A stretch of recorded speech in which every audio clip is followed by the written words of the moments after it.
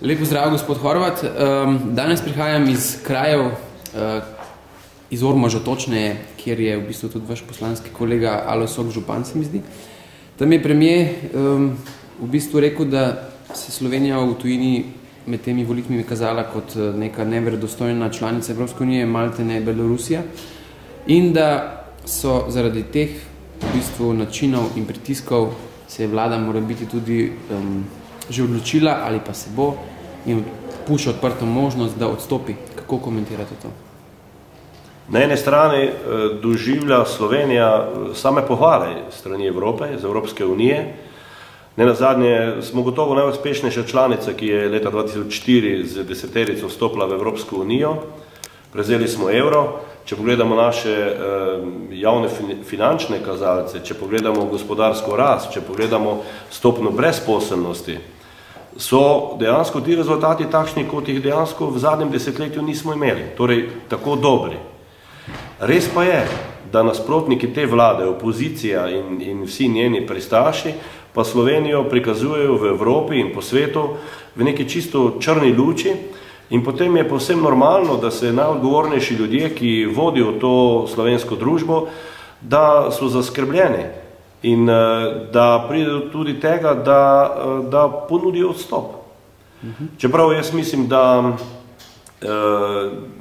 to izjavo predsednika vlade, seveda jaz spoštujem, vidim v tem njegovo veliko zaskrbljenost, to predvsem želim poudariti. Zaradi tega, ker je slovenska javnost na nek način razdvojena. Na eni strani morda res je premalo tistih pozitivnih sporočil do slovenskih volivcev in volivk, kar pravzaprav ta vlada dobrega počenja. Na drugi strani pa izgleda, da se bolj primejo negativne informacije. Ne samo doma, tudi, kot ste rekli, zunaj. In jaz mislim, da predno bo kakršnokoli potezo potegnil predsednik vlade, gospod Janez Janša, da se bo sestala koalicija, temeljito razmislila in potem naredila nek konkreten korak. Ali vi vidite možnost, da bi v Sloveniji v bistvu imeli neke predčasne volitve? V tem trenutku te možnosti ne vidim.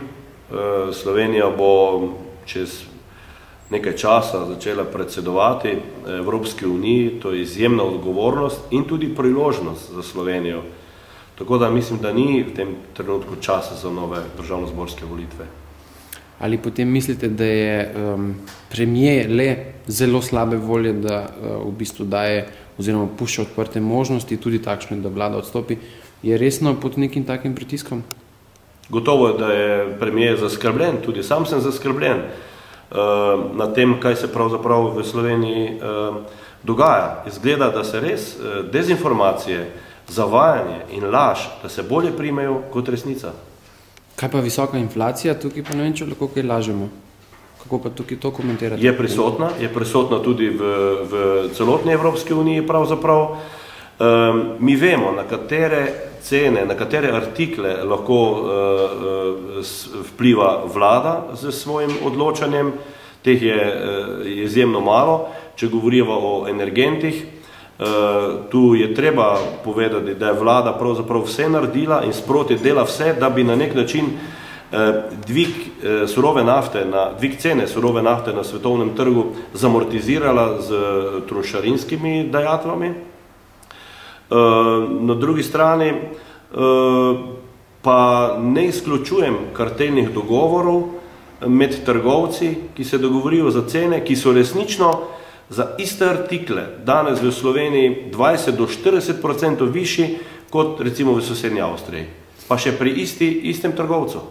Ali mislite, da če bi ob nedeljah zaprli trgovino ponovno, da bi se inflacija in kartelni dogovori in tako naprej morda tudi malo s tem zabremzala?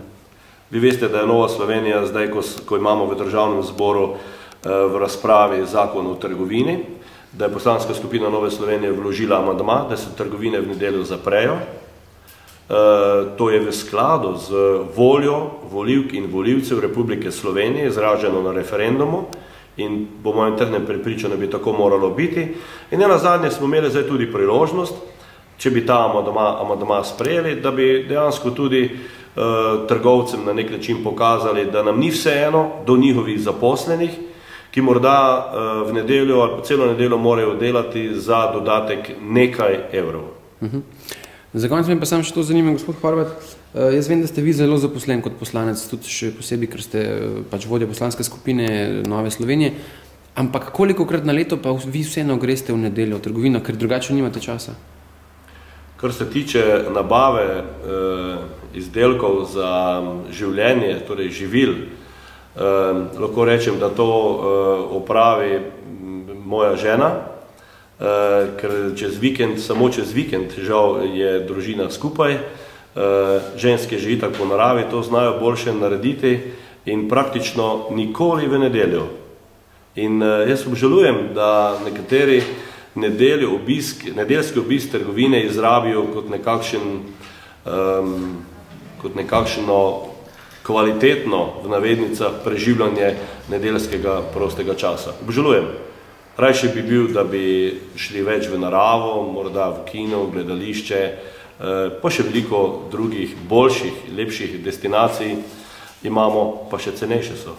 Naprimer, na Blejskem otoku pozvoniti v cerkvi z zvonom, za srečo. Ja, za srečo ne samo zvonjenje, za srečo si mora vsak pravzaprav najprej prizadevati sam. To je res. Najlepša hvala. Hvala tudi vam.